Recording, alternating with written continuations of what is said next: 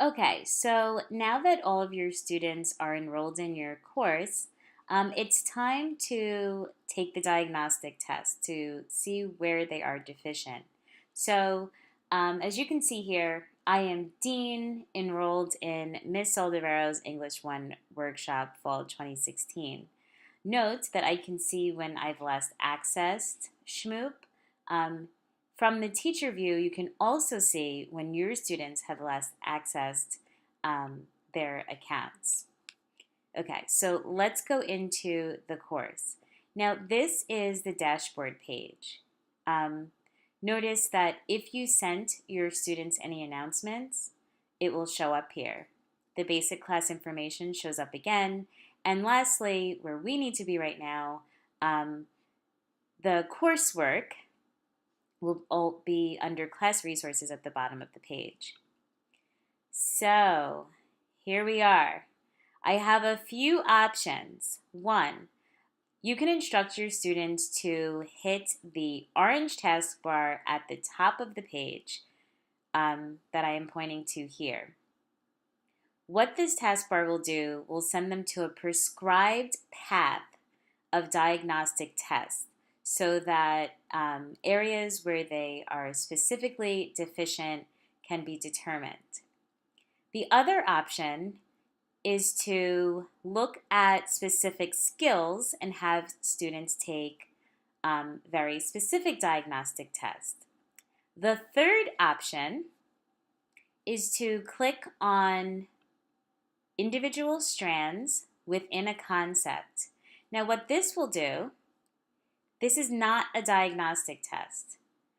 This will allow a student to go to the ELA Shack game.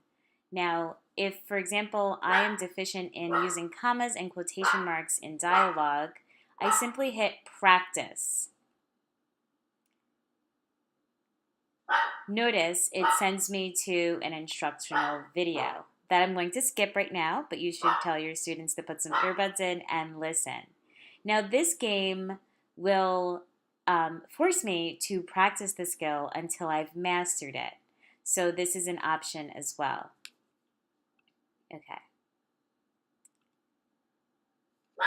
Okay, so just going back to the main screen, I just want to reiterate you have three options when it comes to diagnosing your students' deficiencies.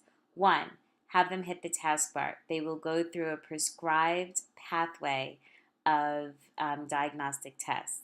Two, you can tell them to click on specific skills and have them take only that diagnostic.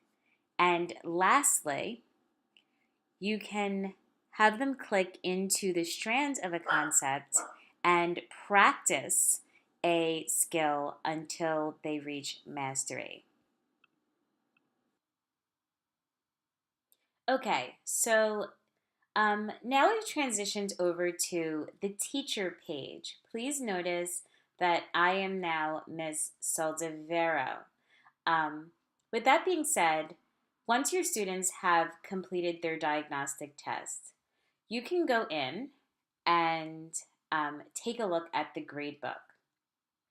Now, in the gradebook setting, you can do a few things, but I just want to point out that if you hit individual students, you can see all of the Common Core strands and exactly who's mastered those strands. The number of students who've mastered those strands. Once all of your students are in the class, you'll notice here's Dean. He hasn't taken anything, so he hasn't mastered anything.